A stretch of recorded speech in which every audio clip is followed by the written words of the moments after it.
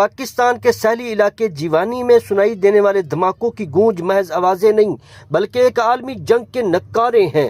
April 2026 میں ایران اور امریکہ کے درمیان امن کی آخری امیدیں بھی دم توڑ چکی ہیں، لیکن سوال یہ ہے کہ دنیا کو اس دانے پر کس نے پہنچایا اور کون سے وہ عوامل تھے جنہوں نے میز کی گفتگو کو میدان جنگ میں بدل دیا۔ فروری سے اپریل 2026 تک جاری رہنے والے سفارتی مشنز کی ناکامی کے پیچھے چند بڑے اسباب ہیں۔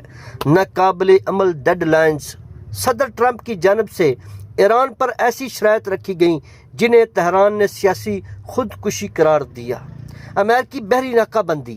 مذاکرات کے دوران ہی امریکہ نے ایران کے تیل کی برآمدات کی صفر کرنے کے لیے بحری ناکہ بندی کر دی، جس نے ایران کو ابنائے ہرمز بند کرنے پر مجبور کر دیا۔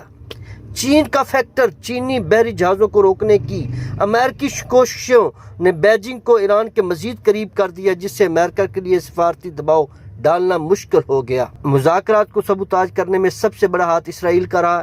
اسرائیل کے لیے امن ایک دھوکہ تھا، اس لیے انہوں نے 3 محاذوں پر کام کیا۔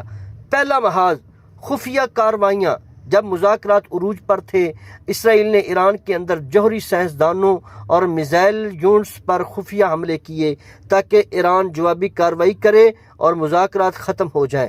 دوسرا محاذ لبنان پر بمباری۔ اسرائیل نے لبنان میں حزب اللہ کے ٹھکانوں پر بدترین بمباری شروع کر دی تاکہ ایران کو اکسایا جا سکے کہ وہ اپنے اتحادیوں کو بچانے کے لیے جنگ میں کودے۔ تیسرا محاذ سائبر وار۔ اسرائیل نے ایرانی دفاعی انفراسٹرکچر پر ایسے سائبر حملے کیے جنہوں نے تہران کے اعتماد کو ٹھیس پہنچائی۔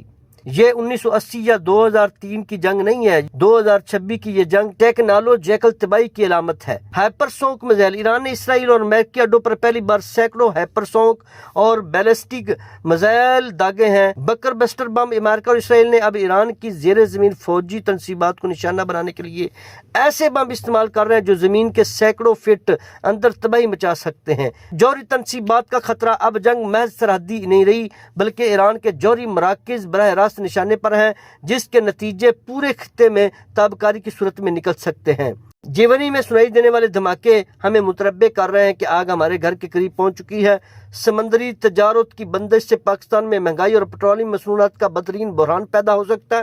کیا اسرائیل کی یہ مداخلت دنیا کو تیسری عالمی جنگ کی طرف لے جائے گی یا پاکستان کی ثالثی کی کوششیں اب بھی کوئی معجزہ کر سکتی ہیں؟ اپنے رائے کمنٹس میں ضرور دیں۔ مزید تجزیات کے لیے اشفاق الحسن آفیشیل کو سبسکرائب کریں۔